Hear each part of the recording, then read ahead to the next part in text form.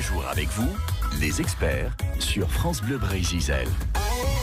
Et nous sommes avec Aline Legard de l'Espace Info Énergie à Quimper. On parle habitation, on parle de ravalement, de rénovation de toiture, d'aménagement. Vous pouvez améliorer la performance technique d'un bâtiment à l'occasion d'une rénovation importante. Mais comment faire?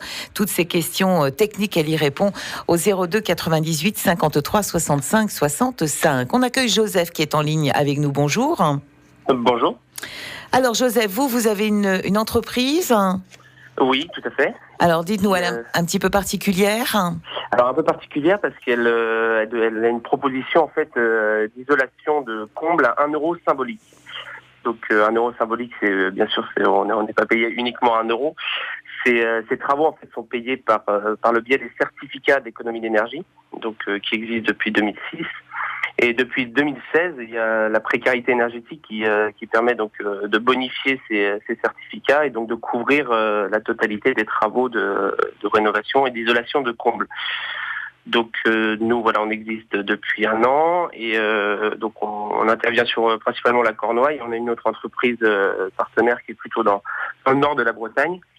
Et donc on propose pour les gens qui rentrent dans certains critères de revenus, donc d'isoler les combles pour 1 euro symbolique. D'accord. Vous connaissez, Aline, ce type d'entreprise?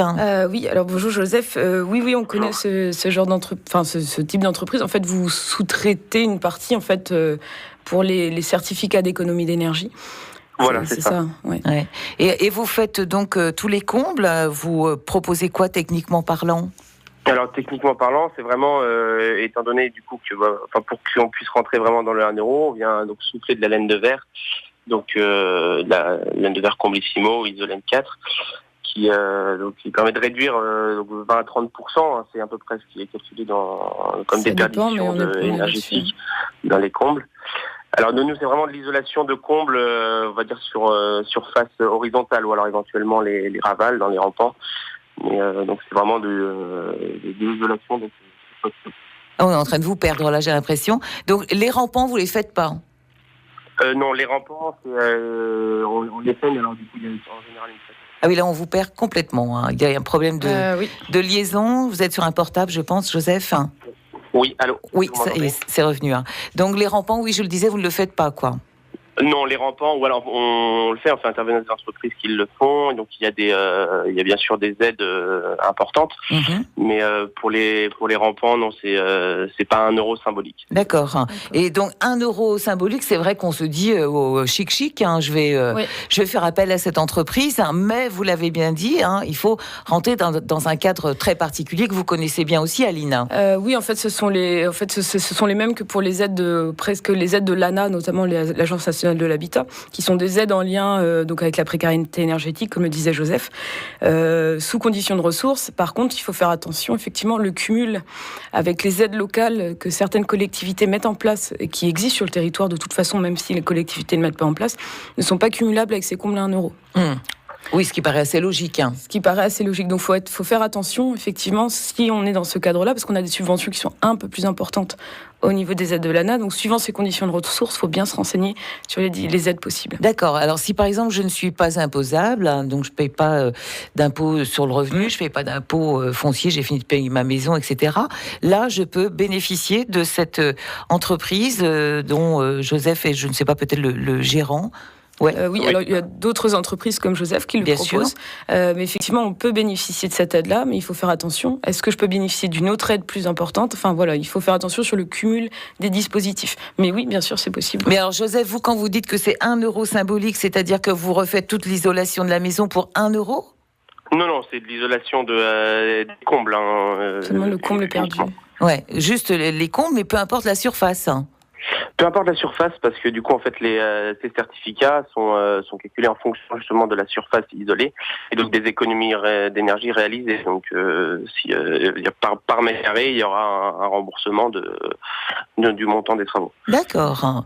Bon, écoutez, en tous les cas, merci de nous. Oui, Aline. Oui, j'avais juste une question sur les rampants, du coup, puisqu'on sait qu'insuffler ou souffler de l'isolation dans des cavités qui ne sont pas prévu pour. On sait qu'il y a des dangers, enfin en tout cas en termes de règlement au niveau des règles de l'art.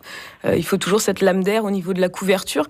Comment du coup vous traitez ces parties-là de rampant et de raval si vous le faites? Alors j'ai bien compris, c'est en dehors du dispositif, mais du coup comment vous traitez? Vous cassez les parties rampant raval? Ah non. Alors les rampants, ce que je vous disais, c'est du coup, quand on fait intervenir des entreprises, donc c'est vraiment en général de la laine de verre en rouleau, voilà, où justement, techniquement, on laisse vraiment bien cette lame d'air sous la toiture. Enfin, tout est fait vraiment dans les règles de l'art. Et au niveau des ravals, quand on peut les faire, vous savez, il y a des systèmes de pare-vapeur qui permettent de garder justement cette lame d'air entre la toiture, tout simplement, et puis l'isolation. C'est quel type de matériau qui est utilisé pour le coup? C'est ce qu'on appelle un pare-vapeur. D'accord, mais le pare-vapeur, il est côté intérieur du coup, enfin, c'est vraiment la protection contre les infiltrations d'air. C'est le pare-pluie. Oui, c'est ça. Mais c'est ça. Mais il y a également sous la toiture, vous pouvez rajouter un pare-vapeur si vous voulez qui permet de placer un peu cette laine de verre pour garder la lame d'air dans les ravals. D'accord. Mais sur de l'existant, sur de l'existant finalement, comment on fait pour intervenir? Parce que à moins de casser par l'extérieur ou par l'intérieur, c'est assez difficile de faire intervenir. Ah oui, non. Là, c'est souvent, en général, nous on intervient principalement en plus sur des personnes qui n'ont pas forcément de revenus pour ces travaux. Donc du coup, on fait vraiment que les combles perdus ou qui sont vraiment une partie horizontale où vraiment l'installation est assez facile et rapide. Oui, sur le comble perdu, ça n'a aucun problème parce que c'est ventilé effectivement au niveau du comble.